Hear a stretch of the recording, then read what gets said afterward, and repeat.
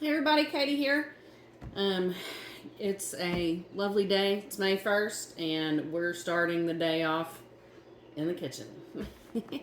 So today we are making sourdough bread because I am out and this is our primary bread right now. So I'm going to show you how to make it. This is not my own personal recipe. This recipe is actually another YouTuber. She has a micro bakery and she makes tons of bread.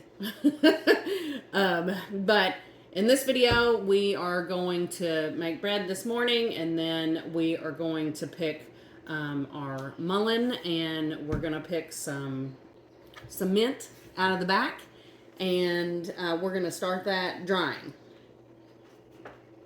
So let's get started making some bread. Now, all my stuff's behind me. You really need a scale for sourdough bread. I have tried to wing it because I am totally a dash of this and pinch of that and scoop of this and scoop of that. And you cannot do that with sourdough bread. It will not turn out. So, we're going to go on and get started.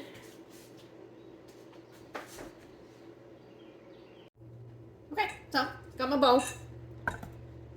Do need a decent sized bowl. Go on and put it on the scale. That way when your scale fires up, you're at 0. And we're going to start with we need 200 grams of water. So this does need to be a lukewarm water because your yeast it's alive. So it likes a nice warm bath. And we like to cater to it because you need to keep your starter happy or your bread won't be very good. So next we need 100 grams of starter. So this is for a single batch. My other batches, I did double it and that has worked well for me before.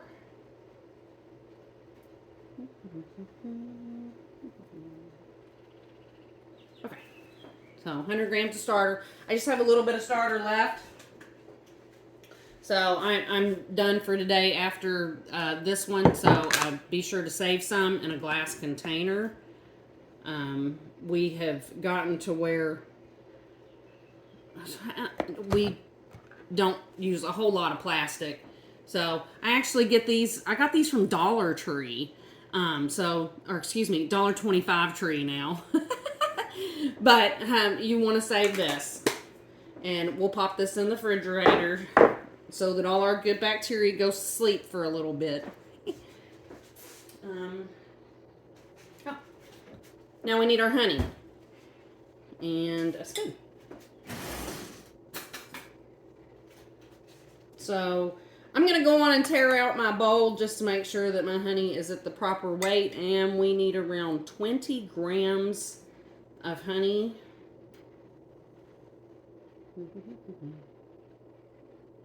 Almost. Oh, actually. We're going to wipe this bit. Okay.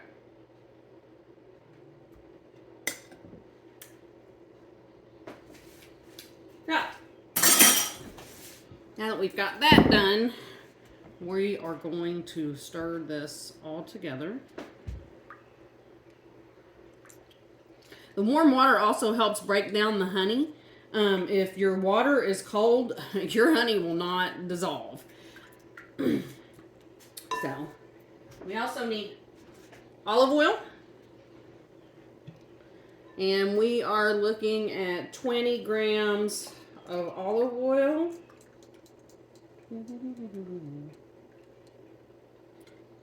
Okay. We'll give it another quick stir.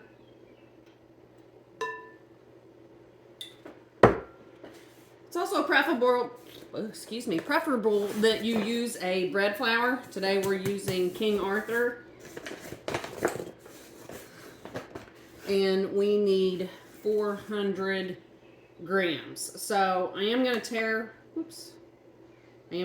my bowl out again, so we're at 0 grams. Oh, that gave me almost 200.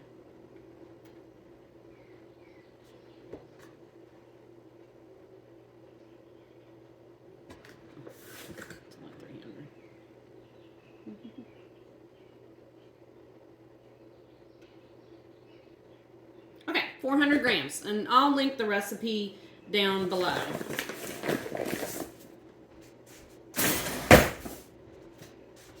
Okay, and then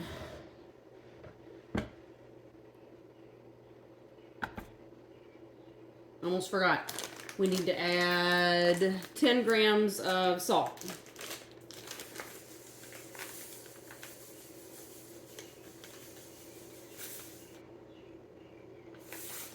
And that was more than 10 grams.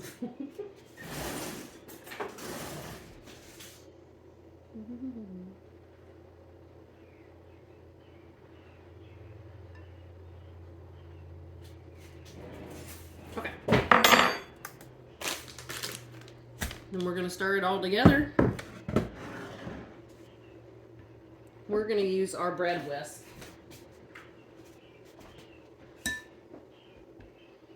This is a bread whisk. It's also by the King Arthur company. I used to make bread a lot, not sourdough bread, just regular bread. I did not work for 10 years. I raised my daughter. We thought that it was more important that I do that for the moment.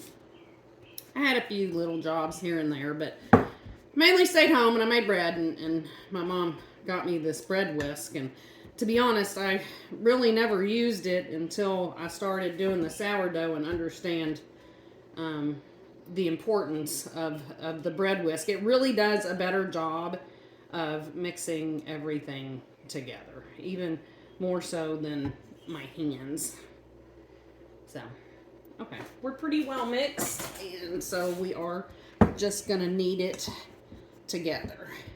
Give it a quick knead. So, not too bad.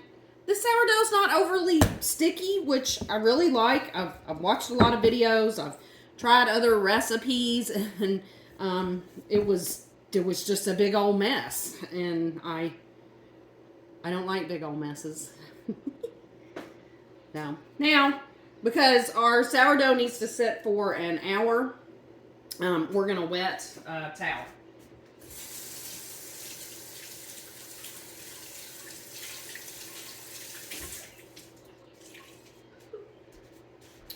To put over the top of our bowl. Now, I say we don't use a whole lot of plastic, but if you noticed, my sourdough starter is in a plastic container. There's a reason for this. Sourdough starter is really hard to clean off of things and clean up. You really, really super don't want to wash this down your sink because it turns into homemade concrete basically, and it will clog up your pipes. So what I do is I keep it in the plastic bowl, and when I am done with it, if there's not enough discard to make crackers or something like that, if you're into that, I let this sit out for like 3 days and dry.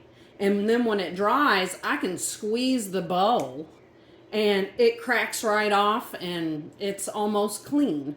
So that's how I get rid of my starter. So now we're going to let this sit for an hour. I usually set an alarm because I am busy doing other things. But with the magic of TV, we will be back in just a moment and we'll stretch and fold. But in the meantime, we're going to go pick some mullein and some mint. I don't know why I can't think of that. So this mint that we're about to pick is a pineapple mint. This is not mint. This is asparagus. Today is May the 1st, and our asparagus is coming up. But right now we're going to work on picking the mint. I advise people that if you're not a big mint person. Mint grows anywhere and everywhere. I've given away tons of mint plants just to use, and it grows right back. If you love tea or just to eat mint, grow it. Grow it anywhere. The spot that we're in the summertime gets little to no sunshine, and it still just thrives. So we're gonna pick some.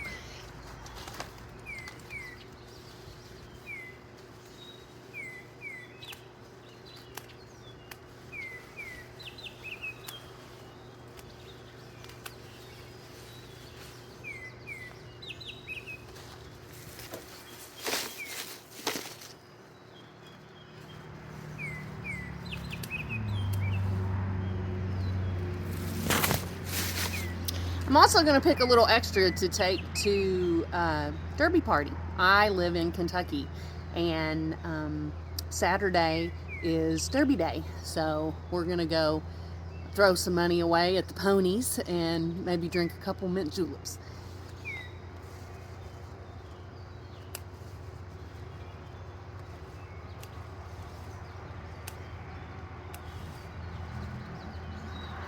Okay. Now we're going to head down to the mullein. Mullein is extremely good for respiratory health. I was lucky enough that we had mullein come up in our front entrance. Mullein grows wild here in Kentucky, just right beside the road if you know what you're looking for. It actually becomes quite a large plant, very tall. And it's a pretty cool plant. I'll show you, it's fuzzy. So we'll go check it out. So I've heard of lots of different ways that people use mullein. I've even heard of people smoking it, which I don't know if that's a great idea. But we're going to dry it to make tea. So this is our mullein plant. Like I said, I dug it up out of another flower bed. It actually has a very small root base, which was good. So it transplanted really well. And if you notice, mullein actually has tiny little hairs all over it. So I have actually taken these leaves off already. But it's actually drying faster than I thought. It's kind of thick. I almost want to say it feels like a succulent, except it's hairy. So we're going to pick a few more of these. You do want the younger leaves. And then I'm actually going to leave it alone at this point. I gotta say, our yard smells awesome right now. It is like a bouquet of flowers out here, and it's because we are surrounded by honeysuckle, which is fabulous for the bees and the hummingbirds and just all kinds of critters. But it makes the whole yard just smell awesome for a few weeks until the blooms die back. A lot of people find honeysuckle as a nuisance. I do not. They are wonderful. They, behind all those trees and honeysuckle behind me is the road. And when we lose our coverage in the winter, the last thing to go is the honeysuckle, and in the spring, the first thing that comes back is the honeysuckle. And I love them. They block us from the road. I'm not sure if you can hear the cars passing or not. They also block a lot of sound from the road. And if you know anything about Kentucky, we have lots of gentlemen that like to drive really loud, big trucks. So the honeysuckle helps a lot. Okay, so we do have a small dehydrator. You can also do it in your oven, just at a super low temperature. To try and dehydrate stuff. I found that actually works a lot better if you're trying to dry fruit or like make fruit roll-ups, fruit leathers, excuse me. But we have washed our mint. and our mullein, because our mullein had some grass all over it. I've already got some drying in here that I picked yesterday. And it's doing very well. It's drying a lot faster than I expected. I'm not sure if you could hear it crunch or not. But, so we're just going to kind of move some of these to the side. Or, you know what? We'll put them down here. There's not a whole lot on each tray because they started out this big. And then they curled up, and they'll get smaller than this.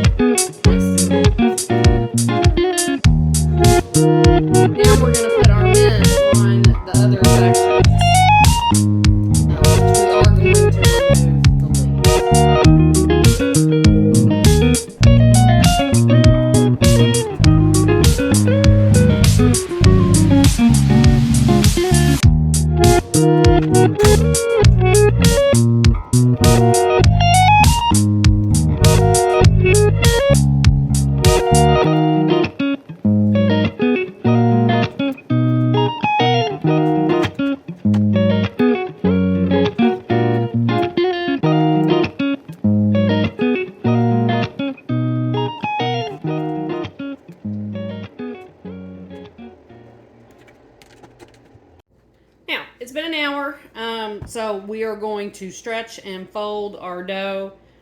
Can even knead it a little bit. Kind of likes that.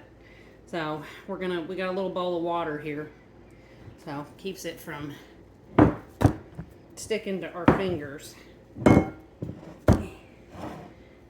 then we're gonna do this, I don't know, about 6 times. I think that's the general number that everybody uses.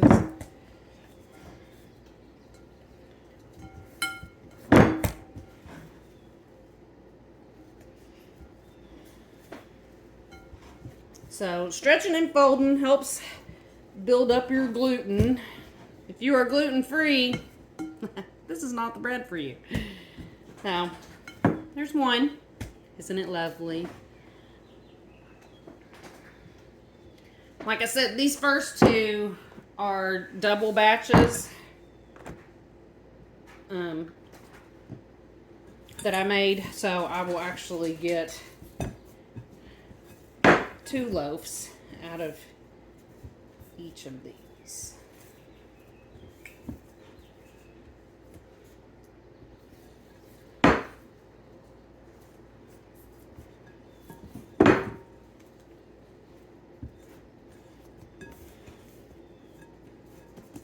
Okay, I wasn't counting. Was that 6?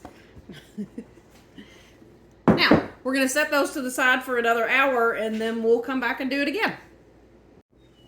We're back for our second stretch and fold. It's been an hour.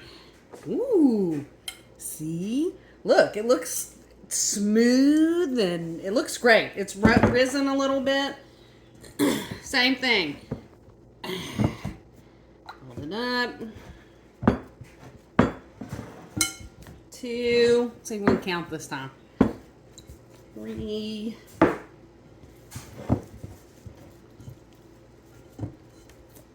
4. 5. And we'll call that 6. Number 1.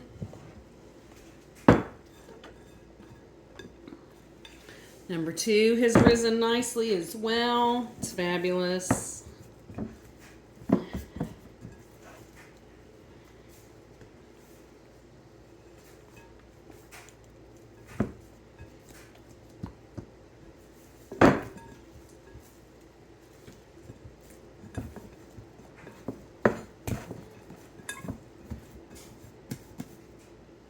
5.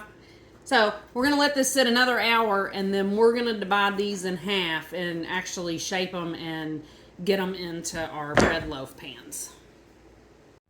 Okay, so it's been another hour.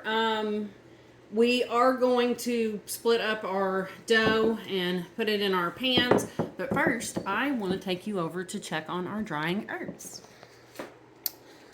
So, I think it's been long enough that we can at least check on it and kind of see what's going on. Right. So, our mint looks pretty good. It's still, even it sounds dry, but it's not. So it still has a while. It's only been in here, just 2, maybe 3 hours, and it really takes like 5 or 6 hours, and depending on your dehydrator. So this is the top layer. So see how bright green it still is? It's where it's still kind of juicy. Now our next layer, much darker, much drier. So what we're going to do is we're going to put that top layer further down so it dries a little more evenly. But we're going to check our mullein too. Okay, the newer mullein is, of course, it's still pretty moist. Okay, the ones we pulled out before, they're about the same. So same thing, these still have hours. But I at least wanted to give you all a look-see. So we're going to put all this back together.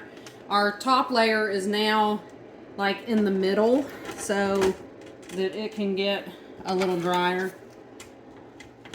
But now we're going to separate our bread. So the first thing we're going to do is we're going to oil up our loaf pans.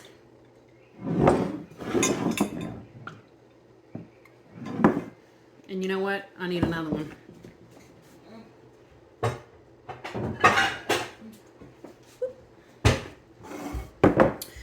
A lot of people do their sourdough in Dutch ovens, which is awesome. I've done that before. It gives you that nice, dark, crunchy crust. But I am doing them in loaf pans because I am making bread for sandwiches. And as much as I love the big round loaf out of a Dutch pan,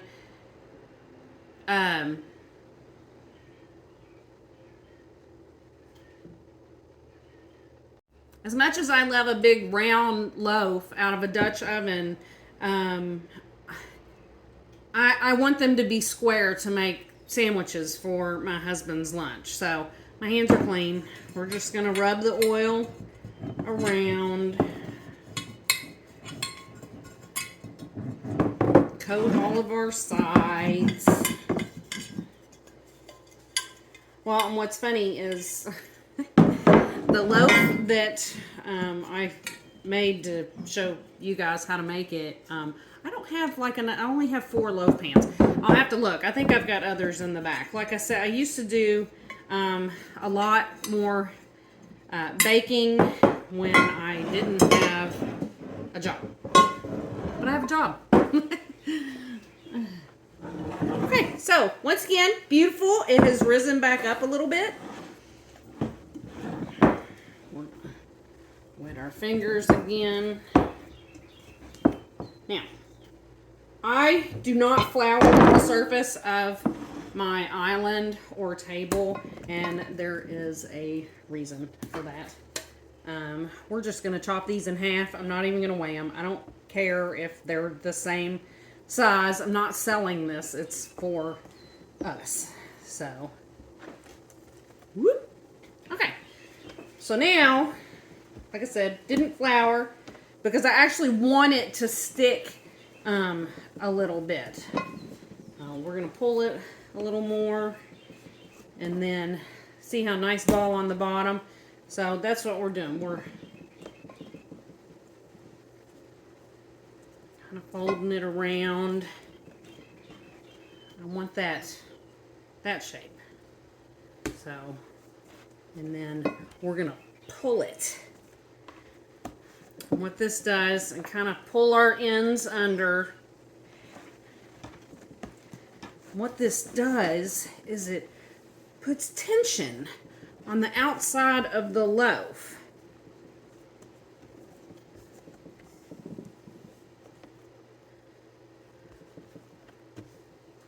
So there, good enough. We have a little loaf shape, and we're going to put it in our pan. And then we're going to do that again.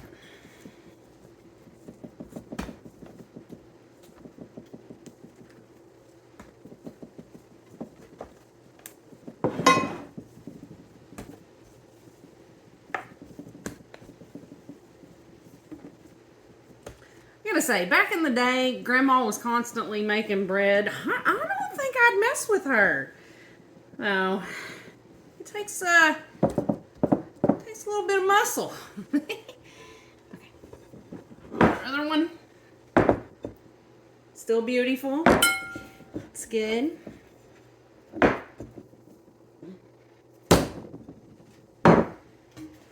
Chop it in half.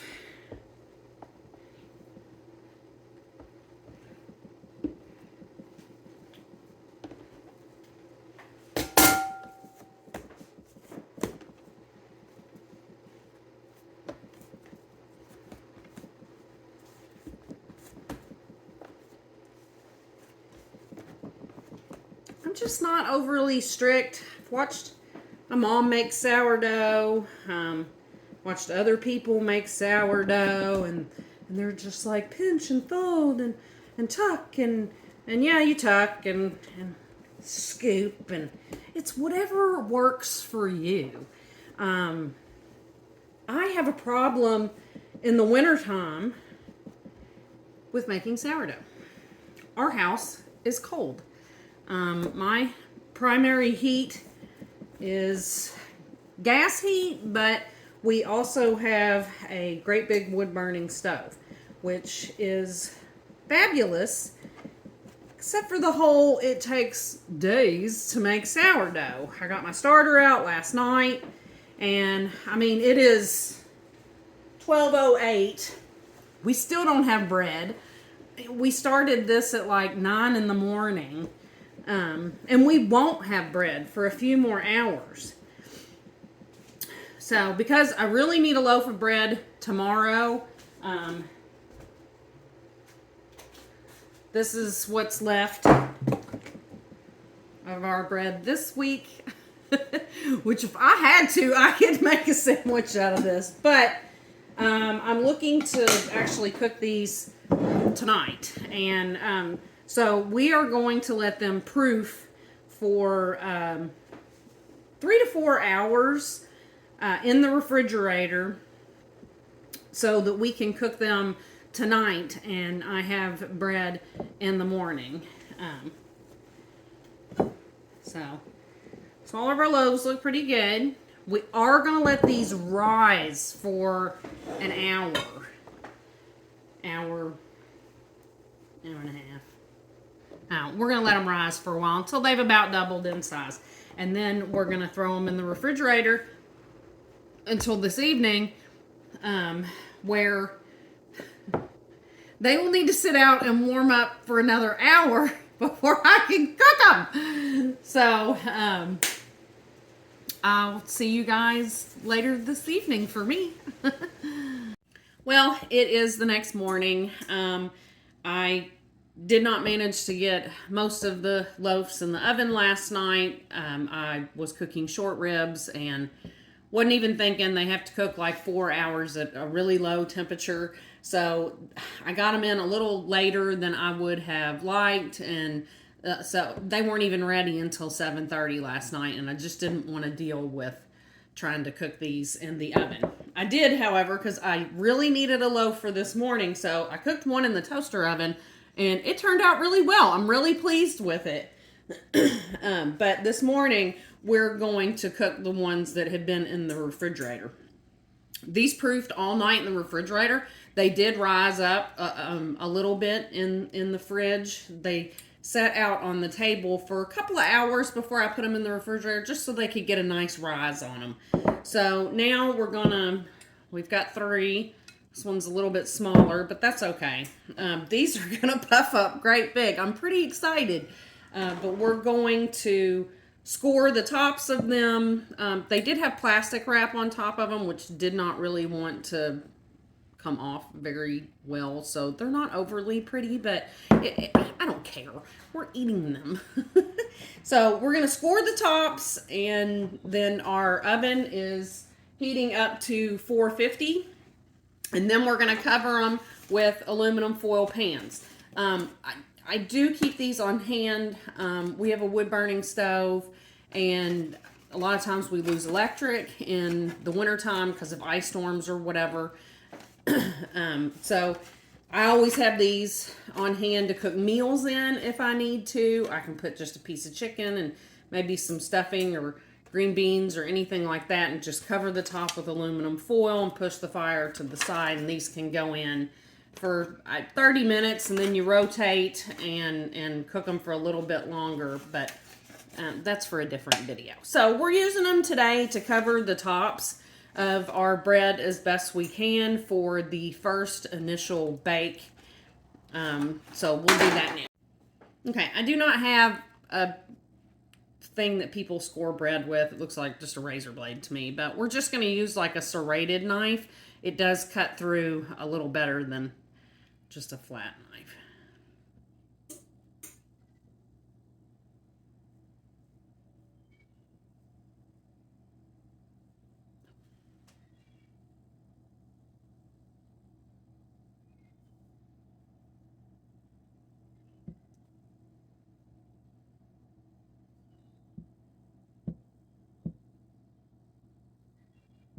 All right, so no big deal. Kind of made a smiley face with a couple of other slits. So now we're going to cover all of these with our aluminum foil pans. I like these because they'll kind of curl around, but you still have your top here. You could use regular aluminum foil, but you would have a hard time keeping this dome. So that's why I use these. We've got to elongate it a little bit.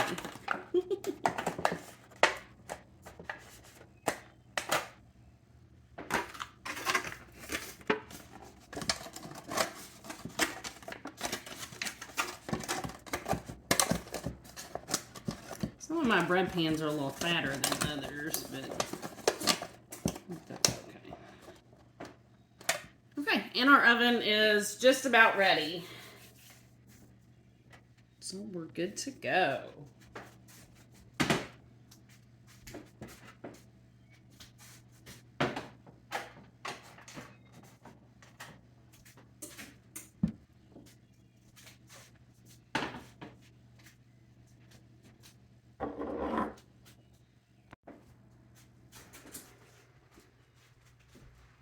Now, these are going to go in the oven for 30 minutes. So let's check our time. 8:42. And then after 30 minutes, we're going to remove the top.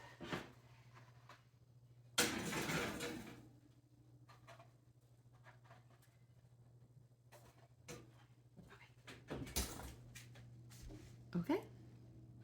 Now, I do have our other loaf that I didn't have a pan for. We're just going to use a regular old baking dish. No, I don't see why that would hurt anything. Get the bread baked in whatever you can. Because if I had to, I could put it in one of these.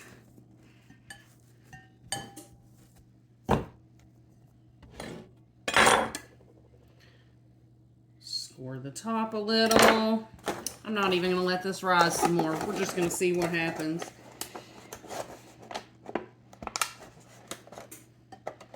Alright, let me put it in with all the others.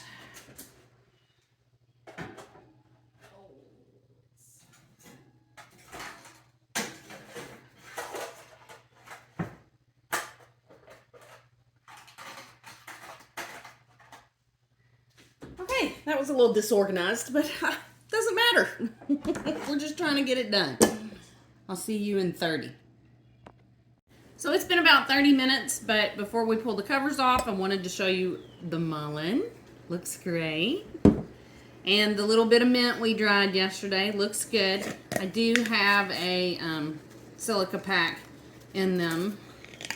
So really cheap off of Amazon. You get a whole ton of them. I do have the dehydrator full of mint this morning, drying some more. And I also wanted to show you our bowl so you could see what I meant. This is only set up overnight, so the bottom is still pretty wet, but see, it just breaks right off. So, which is really not, because normally this is what would be sitting in your pipe, except a whole lot thicker and just a mess. Actually, so, okay, so now we're going to take the covers off. I'm a little nervous. I've not had the best luck with sourdough lately. House is either too cold or just, I don't know what goes wrong sometimes. Woo! Oh, wow. All right. Woo. That looks good. Oh, that one looks great. They all look good.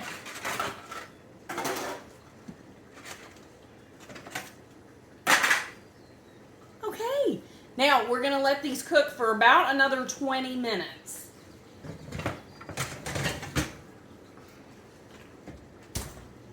And then we'll see what they look like when they come out.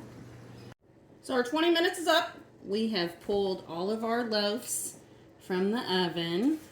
See, there's, well, one behind me. They all look pretty good.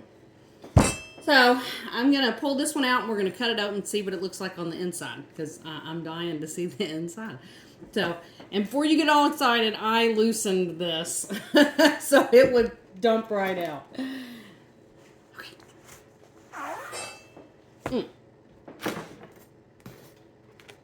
Oh yeah, that's hot. All right. Normally I wouldn't cut into these right out of the oven, but I want to see, and I want you guys to see, so. Look, it's perfect. I'm so excited. So, thank you guys for joining me today. If you liked what you saw, give me a like. You know the drill. So, and we'll see you guys next week.